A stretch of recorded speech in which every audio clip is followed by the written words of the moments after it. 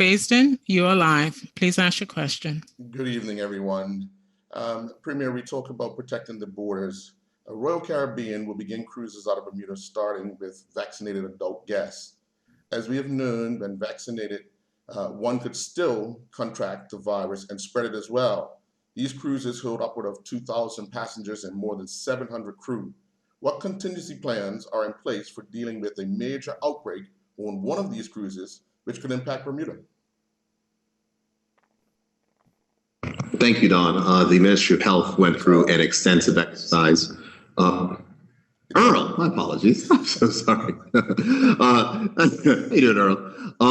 The Ministry of Health went through an extensive exercise on this, and there's an extensive and long protocol of what is being laid out. But I think it's important for us to recognize that, guess what, Earl? I can win the lottery tomorrow, too. But just because I can win the lottery tomorrow doesn't mean that I will win the lottery tomorrow. And though it is true to say that an individual who is fully immunized can catch the COVID virus and may be able to spread it, there is a far, far, far, far reduced possibility and chance of that happening. And we've seen that in effect in large scale in the United States and other places. So I think that what we're trying to make sure that we remind everyone is this is about the science, and we're dealing with it based upon the science and based upon the risk. And so I think it's important to note that our requirement for those cruises was 100% immunized passenger, with the adult passengers, the people who are eligible for the vaccine. And we have robust systems in place to address that in case there's any challenge. But we are confident in what we've laid out. And I think that it's important that instead of just repeating, oh, it's still possible to catch and transmit, as I said, it's possible to win the lottery. It doesn't mean I'm going to do it. It is far less likely with fully immunized persons, and we are seeing that. And I'm sure Dr. Miller could be able to speak to the technicalities of that more, because I think it's a very, very important distinction to make. Will he add? You may. It's up to him. Yes, certainly the risk of transmission is way low, very, very small in the immunized person as compared to others. The risk is not zero, but one of the things I've always said to people in life, that there are very few things where the risk is zero.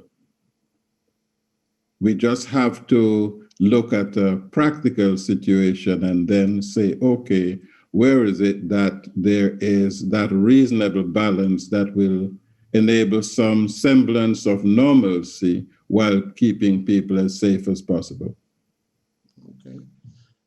Premier, what allowance has been given to the cruise lines in advance for them to make their plans, while some of Bermuda's major sporting events are not granted the same leniency? I don't know about what you say what allowance, but we've been working with the cruise lines. The Ministry of Transport's been working with the cruise lines for a very long time. So I know there was a lot of planning that went through the Ministry of Health. And when these things were announced, I almost want to say in April, I think the discussions certainly started in January. But from a local sports perspective, those things continue to progress. And so I know that we're going to be holding events, and I look forward to those events continuing. And the government's going to do everything we can to support them. Okay, all right. What is the delay in giving the green light for Bermuda's biggest sporting event, the annual Cup Match Classic?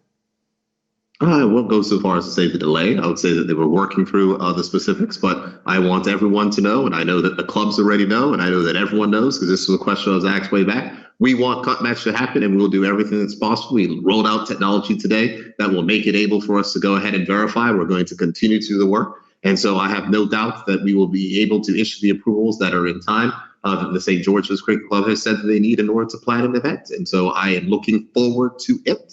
And I want to continue the work on that avenue. As I said in my statement today, we are looking forward towards the future. And I think that it is important that we focus on the future. We have a tourism ministry that needs to get off the ground. We have local industry that needs to get off the ground. We have local event promoters, sports people who rely, local vendors, all those type of persons who rely on those type of activities. And we're going to make sure that we can do what's necessary for them to happen. It's going to require the cooperation of all of us. It might not be as easy. There will certainly be bumps against the road, but I have no doubt that we'll be able to make it happen. Okay, my final question. Is it possible for the Department of Youth and Sport to be given the authority to help sporting bodies get up and running, as it would appear that sports is continuously delayed in waiting for responses from national security?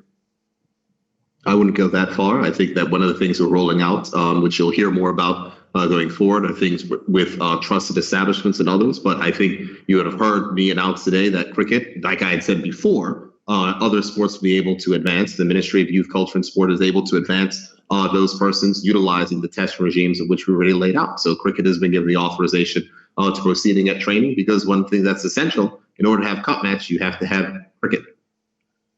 So we're making sure that we're doing everything that's possible so that we can enjoy the last Thursday and Friday before the first Monday in August this year.